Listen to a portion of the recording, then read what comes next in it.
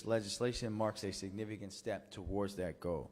I encourage everyone to remain engaged and support Mima. Together, we can create an even more inclusive and vibrant city. And before I turn it over to Councilwoman Ramos, we do have a bit of a surprise. Catalina, sorry, we got you. We have a special citation to honor your work that I'm going to pull up from right here. You thought this was for Mima? No, it's for you.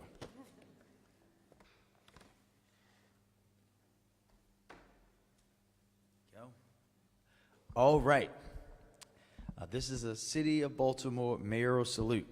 On behalf of the citizens of Baltimore, I am pleased to salute Catalina Rodriguez Lima in recognition of 17 years. We've been here 17 years. Can you believe that?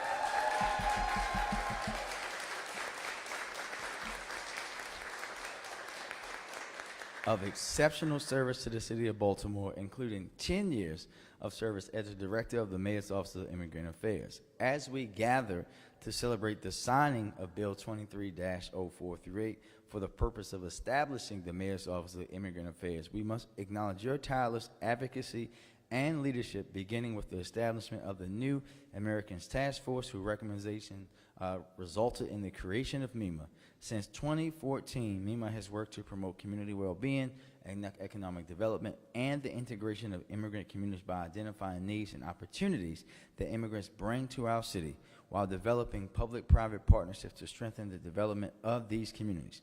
You have led innovative initiatives such as establishing Safe City for critical legal deportation defense, bringing the Latino Economic Development Center to Baltimore to support immigrant business owners, forming the new Baltimore New American Access Coalition to assist families recovering from the impact of COVID, and establishing the Baltimore Community Immigration Fund. Your efforts have made Baltimore a national leader in welcoming immigrants, refugees, and our new American population over the last decade. On behalf of the people of Baltimore, I congratulate you on this momentous occasion. Signed by me, Mayor Brandon Scott. Congratulations.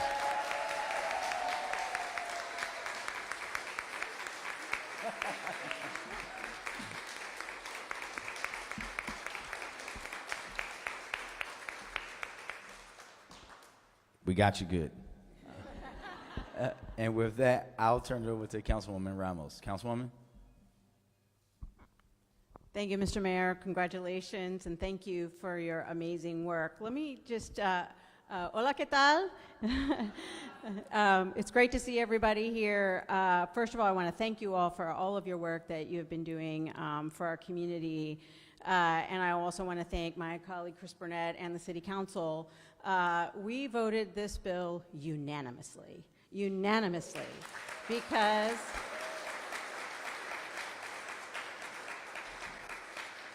we're seeing in all of our communities, the growth in our communities is because people are coming here from all over the place because they see the promise in Baltimore, just like we do.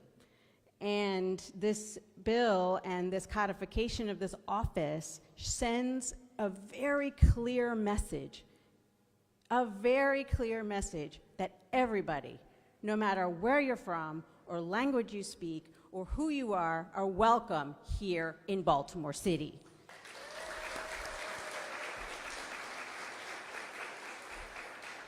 So this office has been around for 10 years already, a little more, and has already had so many accomplishments, as the mayor talked about, really making sure that our Latino population and immigrant population are cared for during COVID, making sure that when the bridge collapsed, the families were taken care of, making sure that all of our anybody who speaks a different language still has access to city services, because this city government works for everyone.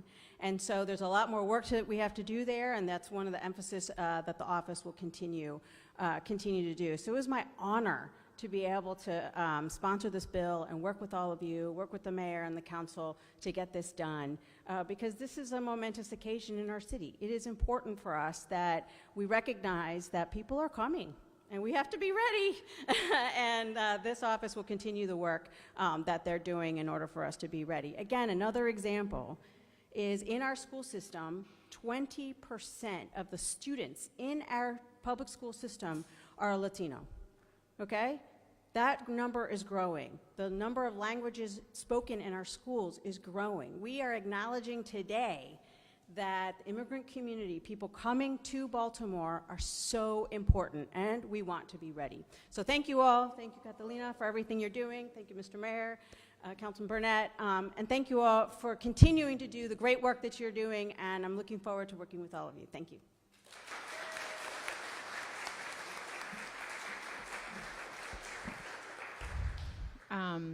Well, I want to start by thanking you, Mayor, for your support over the years and for your support in making this legislation happen. And thank you for this salute. As a planner, I was truly surprised. So thank you very much. Thank you, Councilwoman Ramos, for all of your support and for introducing this legislation and making this office permanent. It's very critical for us.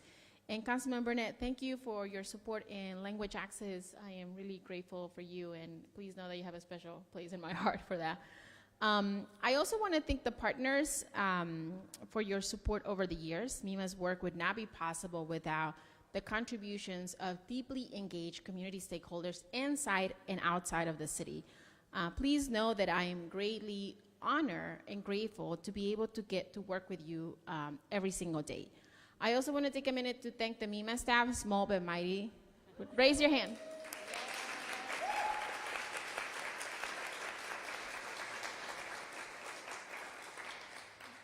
The work that comes out of our office is the product of very dedicated public servants who really care about this work and the constituencies that we serve. Mima was established through tireless advocacy of dedicated partners who believe in more than just symbolic gestures, right? That the work on immigrant integration needed to go beyond the messaging, the one person who was going to task deep-rooted systems that were not designed for us, right? We envision a city where immigrants were fully integrated into the fabric of our city. This requires influence in systems that were not originally designed for our diverse populations. 10 years later, Mima stands as a testament of that vision. We partner with countless organizations and individuals to ensure the well-being of all residents, regardless of nationality, language proficiency, or immigration status, from assisting immigrant families access public benefits to providing technical assistance to city agencies to make sure that our families are served. Mima has been a constant and unwavering ally. The road since Mima's establishment has not been without challenges. We face one of the most anti-immigrant presidents in modern history, navigated through multiple local government transitions. In fact, Mayor Scott is the first mayor that I get to serve for a full term as director.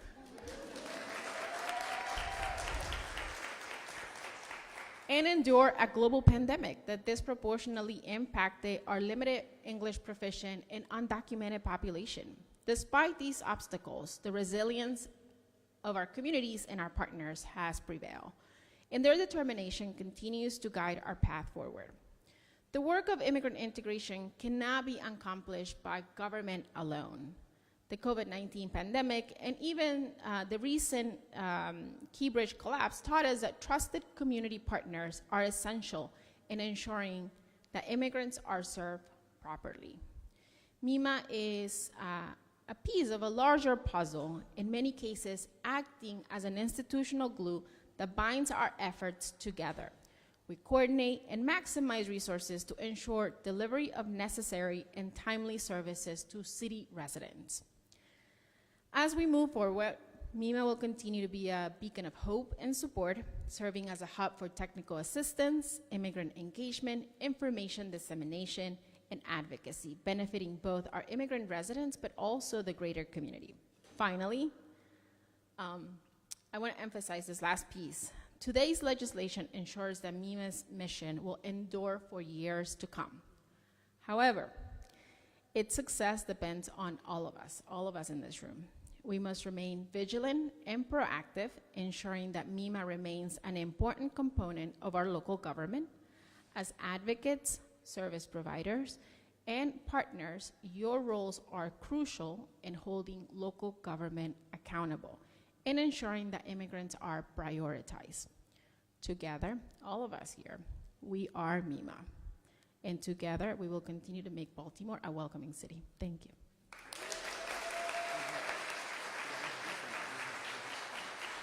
I want to call Juliana.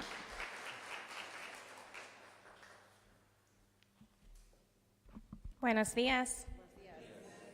We can do better, Baltimore. Good morning. My name is Juliana Valencia Banks. Mr. Mayor, thank you for having me here. Councilman Burnett, Councilwoman Ramos. I work for Baltimore County. I'm so used to saying men. It is a truly historic day in Baltimore today. We are codifying an office that has not only created a welcoming space in our city, but has created a supportive, loving, and empowering group of service providers. I look across this room and I'm throwing away my talking points because they're just talking points, right? As a proud immigrant from Peru, a 16-year resident of Baltimore City, and a proud member of the Mayor's Hispanic Commission, this work is not work. It is a passion for creating a city that looks like this room, but not only looks like this room, but is a room full of empowered, intelligent, hardworking people that have chosen this city as their home. And with the support of the Mayor's Office of Immigrant Affairs, has been able to thrive. This work is data-driven, and it is built on partnerships and collaborations. From 2017, when Mima partnered with Open Society to create Safe Cities Baltimore, that allowed for countless immigrant families to stay together, provided valuable information so that immigrants knew their rights. In a time when we were made to feel unsafe in our own homes, Mima was there. Mima educated, empowered, and supported the countless immigrant-serving nonprofits to save families so that they could stay together.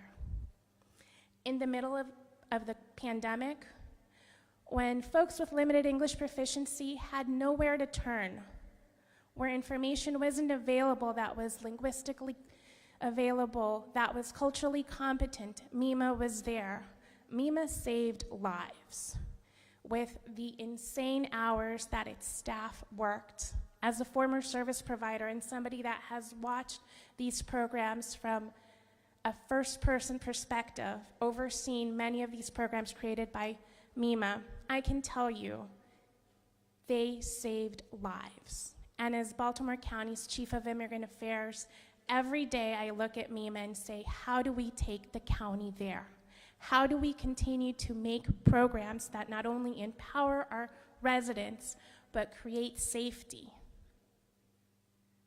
How do we create our future leaders? And Mima is doing that every year with NALI, the New Americans Leadership Institute.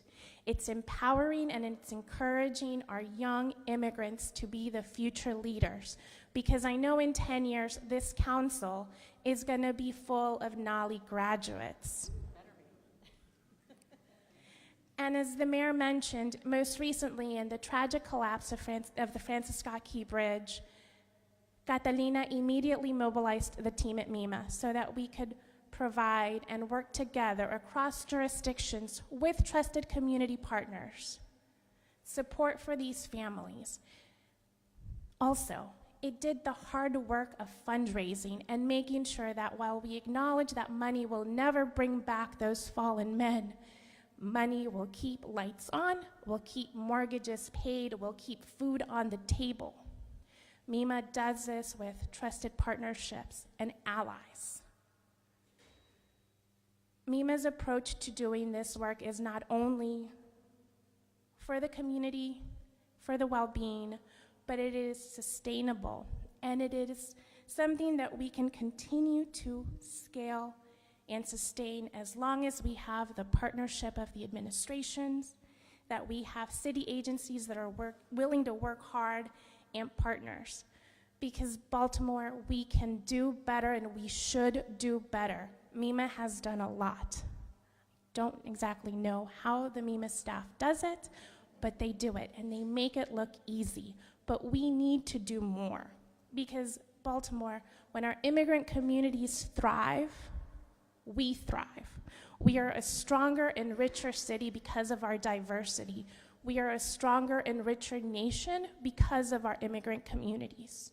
What gets lost when we talk about immigrants is how much we love this country, how much we are willing to work, how much we are willing to sacrifice. So today, I challenge each one of you to join us as we do more, as we fundraise, as we build partnerships, as we create new programs, because as long as Baltimore is going to be a welcoming city, we will need to have welcoming programs, and those programs don't come from talking points, they don't come from campaign speeches, they come when we sit at the table, we work together, and we find creative solutions, which is what Mima has done for the last 12 years. Thank you so much for everything that you all are doing. Have a great day.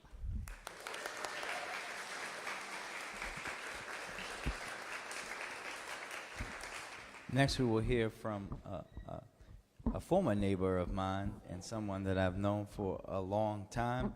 I just had a Facebook memory on Saturday that reminded me that 12 years ago he challenged me to a basketball game, and he regretted it ever since. But we are grateful that he is such a much better advocate for our immigrant and refugee community than he is a basketball player, Mr. Gary Amy. Thank you. Well, you know, when you're the mayor, you just can't, you can say whatever you want. So I'm not going to disagree with the mayor. So, well, I like to start off by saying greetings with all the languages I've learned throughout the years doing immigrant work. Namaste, assalamu alaikum, ni hao, shalom, bonjour, kijonuye, and buenos dias. Well, as some of you may not know, my name is Gary Amy. I am the executive director of Comité IT. And Comité means committee, IT, which is the Haiti's name. We are a registered nonprofit right here in Baltimore City, and our goal is to connect the community, the Caribbean community, the Haitian community, to resources and cultural events throughout the city. We forge alliances with many organizations throughout the city that share our interests, but our focus has always been on education.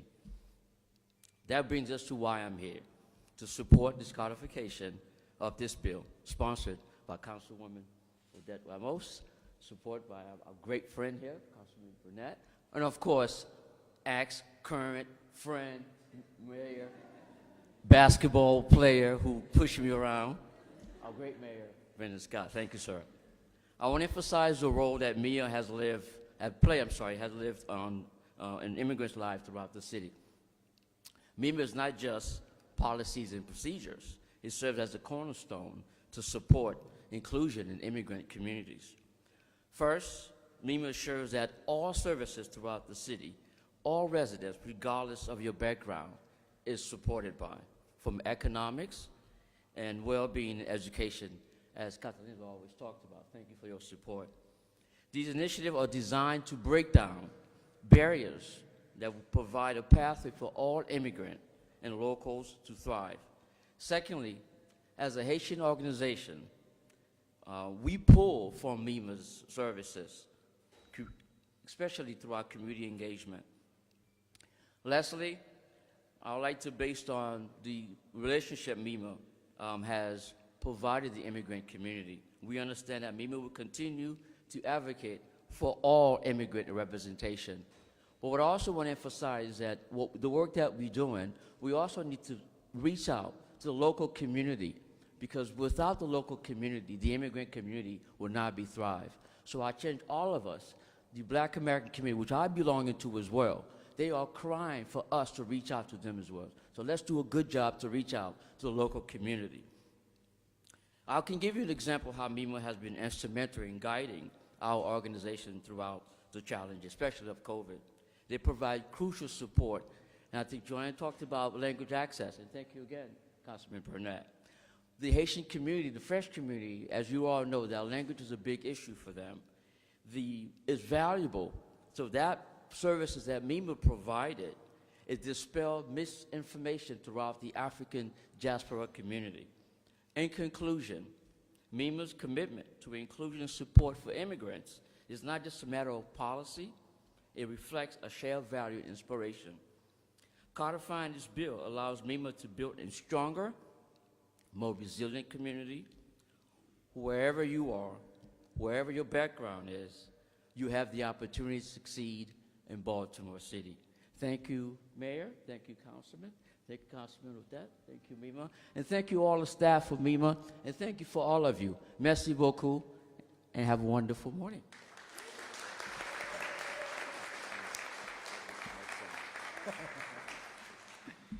All right. Lastly, before we assign the bill, and definitely not least, we will hear from our student, Razia, as a member of what I call the generation that is the greatest resource for Baltimore City. We know that the youth voice is always the most critical when we talk about doing things for the future. Ma'am?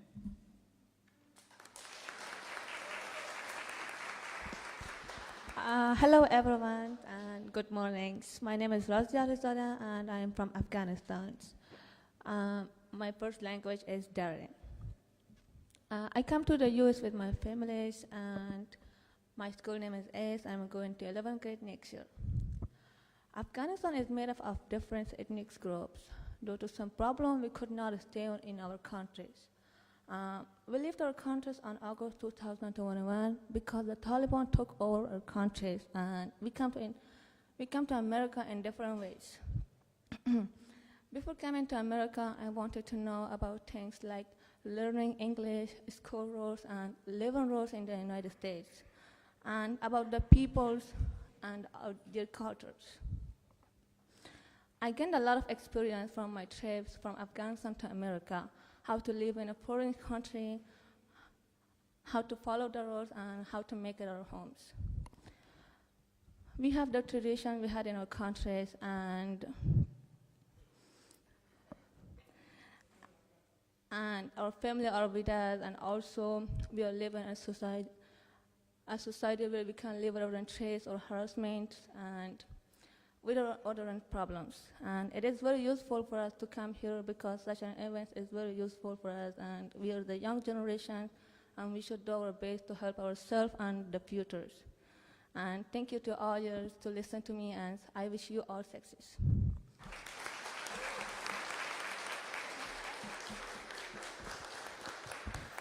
Thank you. Thank you very much, everybody. Before we go over to do the most important thing today, we'll ask our friends in the media if they have questions, because once we step up here to the mic so your once we colleagues start can get that. signing and taking pictures, that's going to be a little hard. We're going to be celebrating.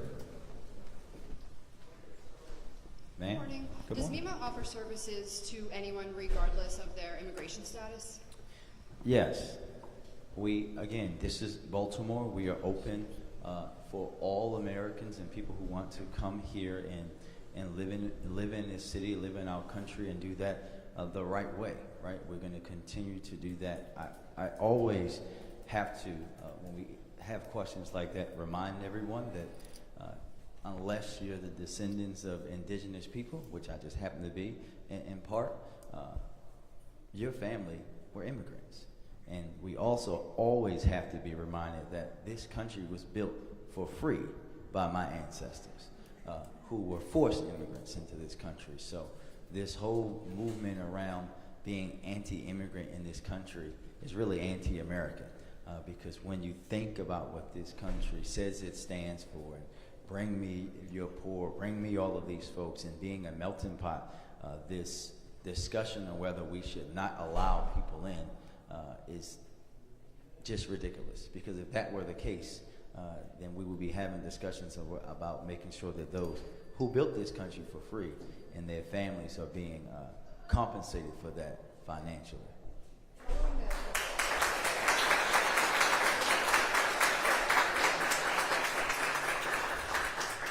The case in Hartford County. I know Baltimore City's detention center is run by the state, correct? It is. What is the city's policy when it comes to working with ICE and honoring detainers? So again, we know that we don't run our detention centers. So we work with law enforcement. We have our policy around ICE that we are not going to just have people removed. We have that policy for a long time. What happened in Hartford County is a tragedy. That person, that one person who committed that heinous act of crime, is a criminal.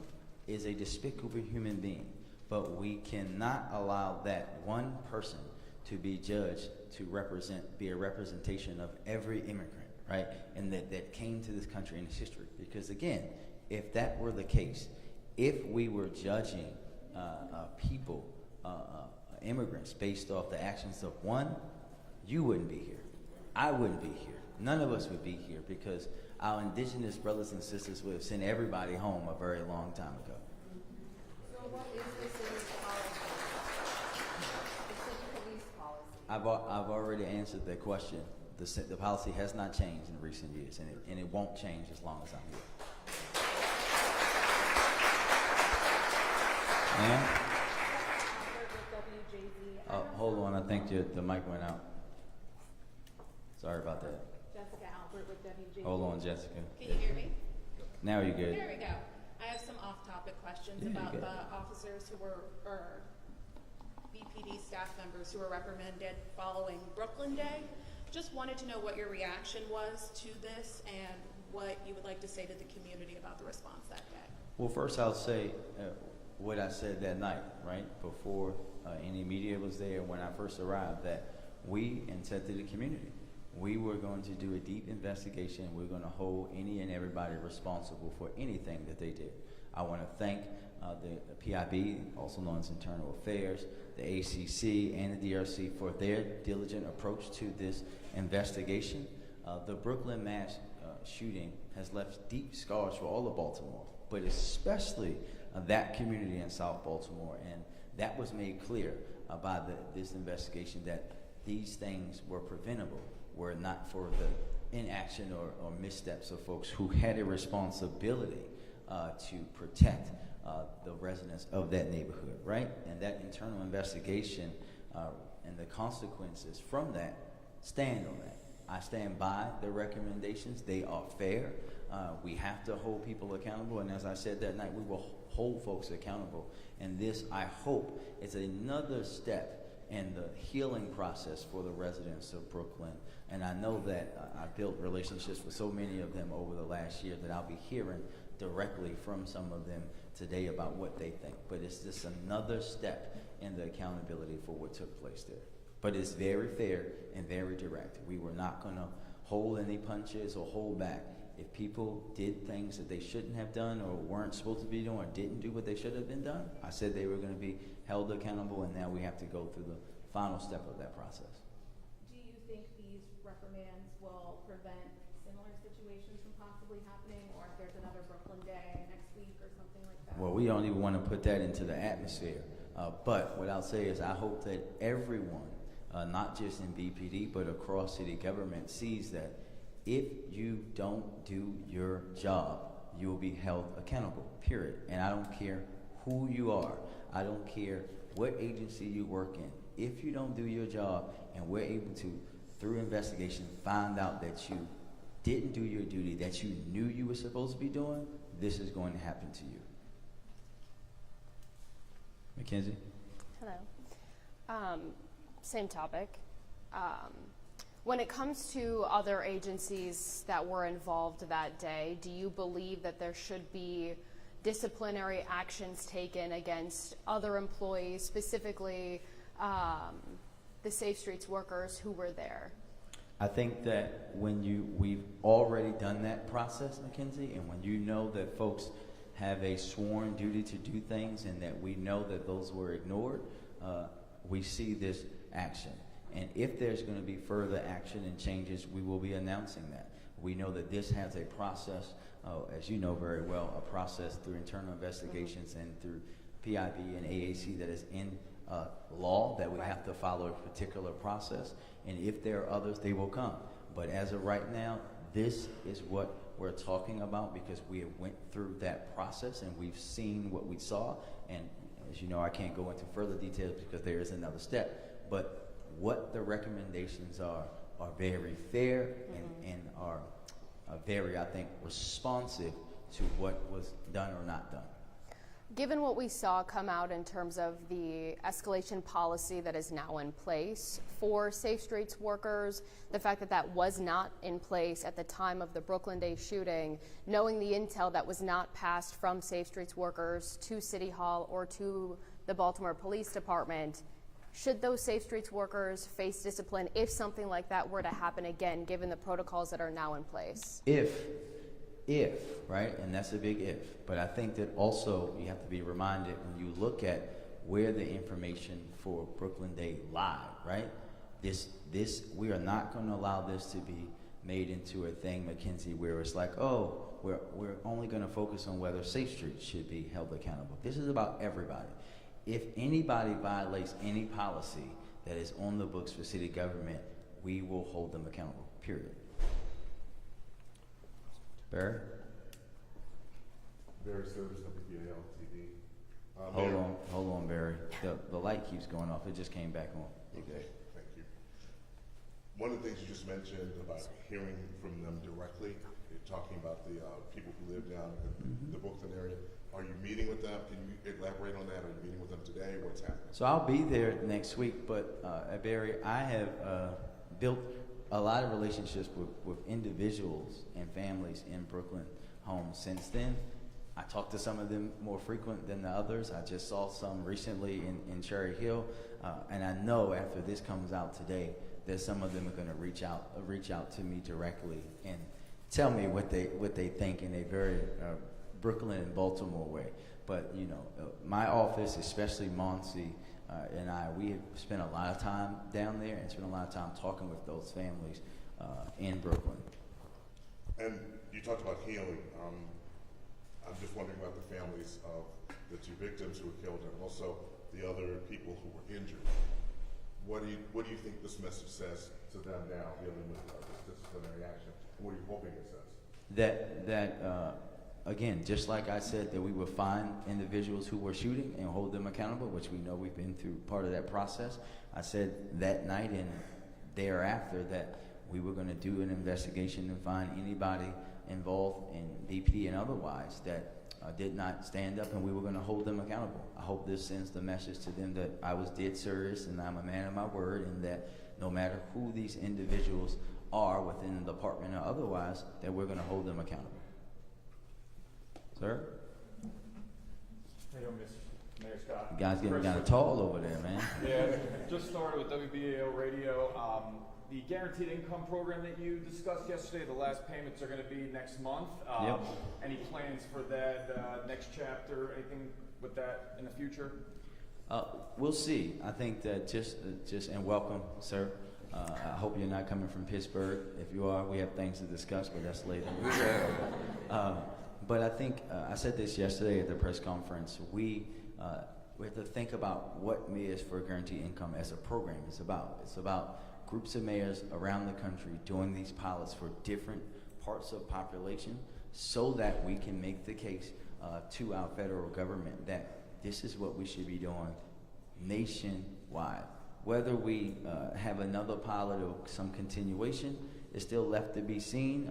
Just stay tuned for that, right? Maybe we'll do another group, a focus group the next time. But what we have been able to accomplish with our guaranteed income pilot is that we see the success and what happens to allow families to raise themselves up. Thank you, sir. Mackenzie? I'm sorry, I have one more follow-up question. Hold on. It was you this time. Okay. Nope. Hold. No? Green. No? Go ahead. Okay. Just so I'm clear, when it comes to I know that the report today came from the Baltimore Police Department, but were any other city employees from Monzi or Safe Streets employees specifically disciplined? So as of right now, we have not had any other. That does not mean it won't happen in the future, but this right now we're talking about the BPD process and the things that were presented through the process of accountability that we passed by law. From what you know and understand of what happened, should other employees be disciplined? I would not talk about what would happen in an investigation out openly anyway, even when I do know, Mackenzie. Okay, thanks. Thank you. All right. Thank you, everybody. Let's sign the bill.